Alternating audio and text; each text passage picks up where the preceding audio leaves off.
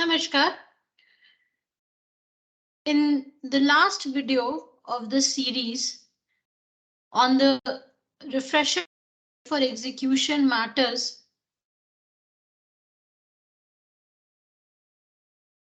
UT Chandigarh, we shall be looking into the appendix with the refresher manual, which gives out the judgment passed by Honorable Supreme Court in the case of Rahul S. Shah versus Jinendra Kumar Gandhi and others. The said judgment was passed by 3 judges bench on 22nd of April 2021. This judgment primarily deals with the execution matter and the problems which are being faced by the executing courts and other functionaries of the courts in executing the decree which is passed in favor of the decree holder.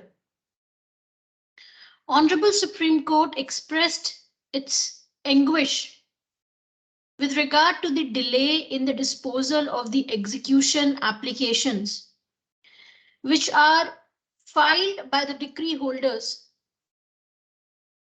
as the decree holders, even after fighting a long fight to get their grievance redressed, are still unable to enjoy the fruits of the decree of which they are legally entitled to. So without further ado, let me take you to the judgment of Rahul S. Shah, where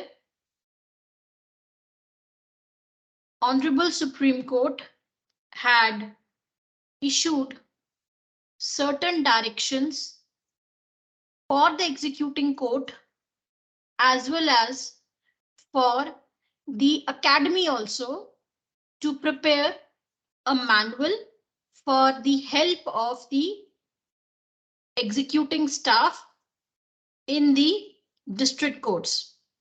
Now, straight away, I have taken to para number 42 of the judgment.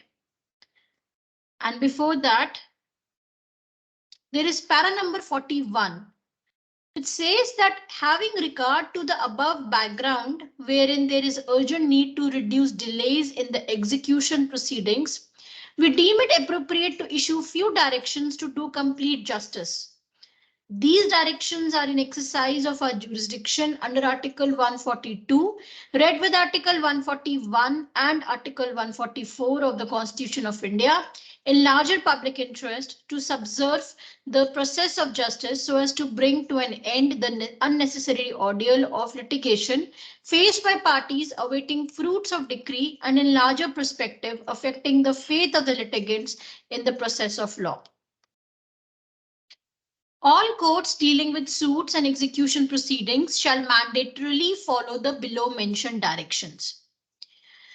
In suit relating to delivery of possession, the court must examine the parties to the suit under Order 10 in relation to third party interest and further exercise the power under Order 11, Rule 14, asking parties to disclose and produce documents upon oath which are in possession of the parties, including declaration pertaining to third party interest in such properties. In appropriate cases where the possession is not in dispute and not a question of fact, for adjudication before the court may appoint commissioner to assess the accurate description and status of the property. After examination of parties under Order 10 or production of documents under Order 11 or receipt of commission of report, the court must add all necessary or proper parties to suit so as to avoid multiplicity of proceedings and also make such joinder of cause of action in the same suit. Under Order 40, Rule 1 of Code of Civil Procedure, a court receiver can be appointed to monitor the status of the property in question as custodia legis for proper adjudication of the matter. The court must, before passing the decree pertaining to delivery of possession of a property, ensure that the decree is unambiguous so as to not only contain clear description of the property, but also having regard to the status of the property. In a money suit, the court must invariably resort to Order 21, Rule 11, ensuring immediate execution of decree for payment of money on oral application. In a suit for payment of money before settlement of issues, the defendant may be required to disclose his assets on oath to the extent that he is being made liable in a suit.